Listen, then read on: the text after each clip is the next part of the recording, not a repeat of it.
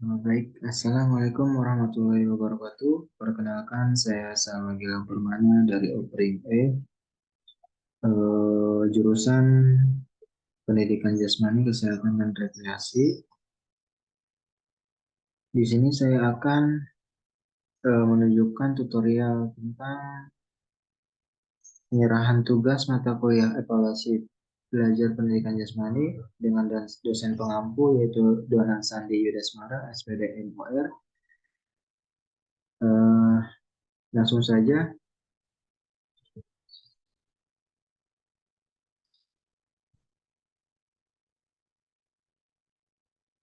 Nah, di sini kan ada kisi-kisi soal untuk penilaian ujian tengah semester atau UTS pada semester 1.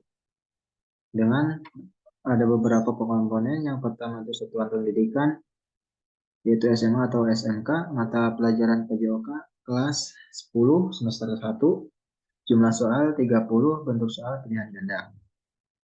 Nah, untuk kisi-kisi soal itu sendiri, ada beberapa komponen. Yang pertama yaitu kita harus ketika akan membuat soal, kita harus mengacu kepada kompetensi dasar atau kompetensi inti sesuai dengan satuan pendidikan. Misalkan saya di sini satuan pendidikannya itu SMA. Jadi kompetensi kompetensi dasarnya itu harus sesuai dengan eh, tingkatan sekolahnya.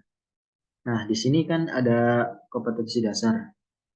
Nah, kompetensi dasar yang terdapat pada sekolah menengah atas atau sekolah menengah kejuruan yang berbunyi 3.1 yaitu menganalisis keterampilan gerak salah satu permainan bola besar untuk menghasilkan koordinasi gerak yang baik.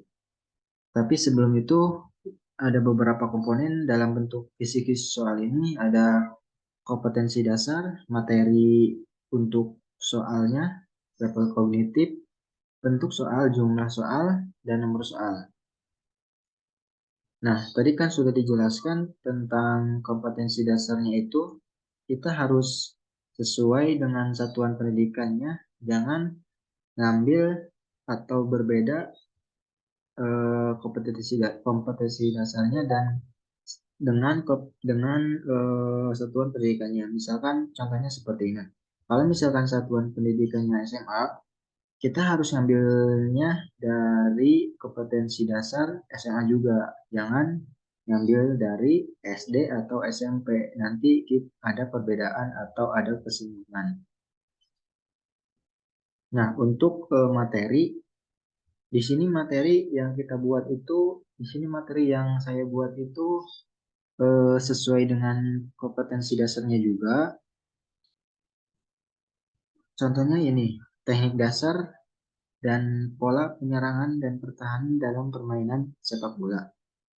Nah, untuk level kognitif, di sini ada C3. C3 itu menerapkan. Jadi bagaimana siswa bisa menerapkan teknik dasar dan pola penyerangan dan pertahanan dalam permainan sepak bola. Contohnya seperti ini. Soal nomor 1. Bagian kaki terkuat menjadi tumpuan dan berada di samping bola. Posisi pandangan ke bola sekali-kali ke depan. Perkanaan kaki ke bola pas di bagian tengah bola. Berikut merupakan langkah-langkah dalam melakukan gerakan. Jawabannya yaitu D. Passing dalam permainan sepak bola. Selanjutnya, dalam permainan sepak bola mengenai teknik dasar apa yang lebih penting selama pertandingan, yaitu passing. Mengapa passing? Karena unsur passing dalam selama pertandingan itu sangat penting.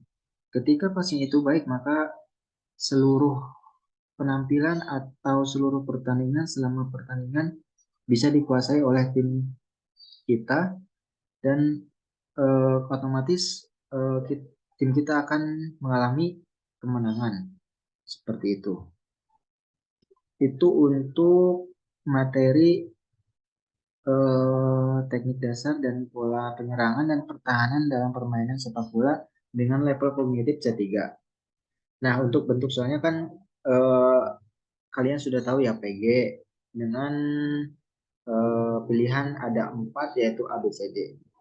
Dan untuk jumlah soal sesuai dengan level kognitif C3 ada 10. Di antaranya 1 sampai 10 seperti itu. Dan yang kedua, di sini ada kompetensi dasar. Menganalisis keterampilan gerak salah satu permainan bola kecil untuk menghasilkan koordinasi gerak yang baik. Nah, sebelumnya kan permainan bola besar, yaitu saya mengambil dari permainan cabur sepak bola.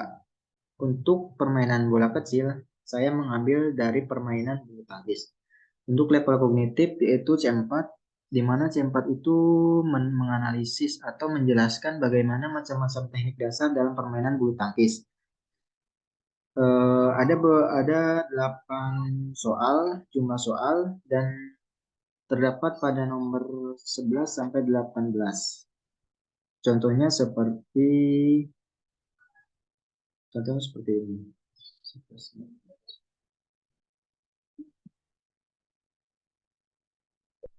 Ya, kita ngambil contoh dari nomor 13. Pemain A berada di bagian sudut atas kiri lapangan dan pemain B berada di bagian sudut atas kanan lapangan. Keduanya berdekatan dengan net, keduanya melakukan gerakan pukulan latihan forehand maupun backhand. Berikut merupakan teknik dasar titik-titik dalam bulu tangkis. Nah, jawabannya yaitu netting atau D. Kenapa netting? Karena pergerakan latihannya itu menyilang. Yang pemain A itu di samping kiri, yang pemain B itu di samping kanan, berarti bersilangan. Jadi kita bisa melakukan latihan netting dengan cara pukulan forehand maupun cara dengan pukulan backhand seperti itu. Yang selanjutnya contohnya bagian kaki kanan di depan, tangan kiri memegang shuttlecock dan tangan kanan memegang raket. Posisi shuttlecock berada di depan dan sejajar dengan dada. Berikut merupakan langkah-langkah gerakannya.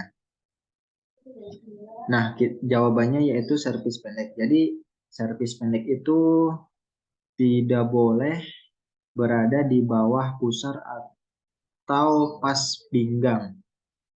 Jadi, yang baik dan benar itu posisi kok itu dan posisi raket itu berada di sejajar dengan dada atau di atas pusar.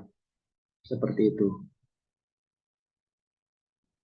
Nah, selanjutnya yaitu yang ketiga mengenai kompetensi dasar. Di sini ada KD-nya menganalisis konsep latihan dan pengukuran komponen kebugaran jasmani terkait kesehatan, daya tahan, kekuatan, komposisi tubuh, dan kelenturan menggunakan instrumen terstandar. Jadi, untuk materi yang akan saya buat yaitu untuk materinya, untuk pembuatan soalnya yaitu bentuk latihan untuk meningkatkan dan menjaga kebugaran jasmani seperti itu. Nah, untuk level kognitifnya yaitu C5 atau evaluasi.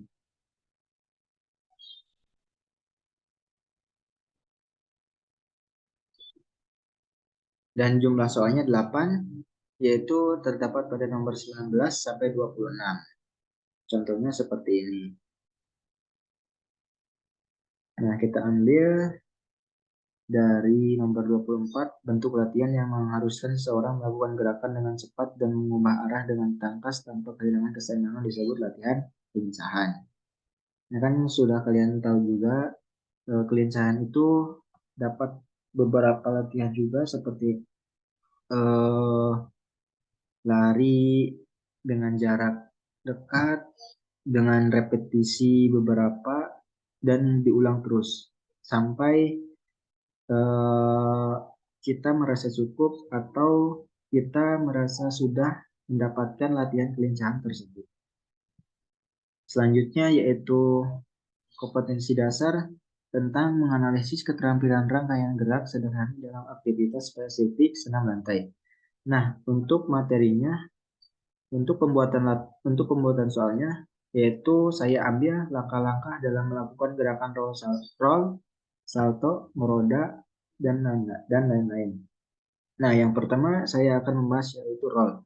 Di sini kan sedang lantai itu terdapat dua gerakan roll. Yang pertama roll depan dan roll belakang. Untuk salto itu mengapa ngambil salto? mengambil senam lantai salto karena saya sesuai dengan karena saya sesuai dengan satuan pendidikan yaitu SMA, di mana di mana siswa yang sudah SMA bisa lebih mengerti atau tangkas terhadap senam lantai, salto, dan lain sebagainya. Berikut juga dengan meroda dan lain-lain. Dan untuk level kognitifnya yaitu C6. Berarti bentuk soalnya PG dan hanya terdapat 4 soal terdapat di soal nomor 27 sampai 30. Contohnya seperti ini. Teman Teman yang memegang kedua sisi panggul dari belakang pada latihan roda bertujuan untuk membantu memutar panggul ke samping dan menjaga keseimbangan. Tapi kalau misalkan siswanya itu sudah mahir, sudah bisa, tidak usah dibantu oleh teman yang lain. Karena kalau misalkan tetap dibantu akan mengganggu gerakan yang baik seperti itu. Dan selanjutnya itu suatu bentuk gerakan senam yang menyerupai gerakan roda sedang berputar atau baling-baling adalah yaitu meroda. Nah, seperti itu. Mungkin cukup sekian tutorial atau tentang mengenai penjelasan bagaimana cara penyusunan membuat kisi-kisi soal dan membuat soalnya itu sendiri. Mungkin cukup sekian penjelasan dari saya. Kurang lebihnya mohon maaf. Wassalamualaikum warahmatullahi wabarakatuh.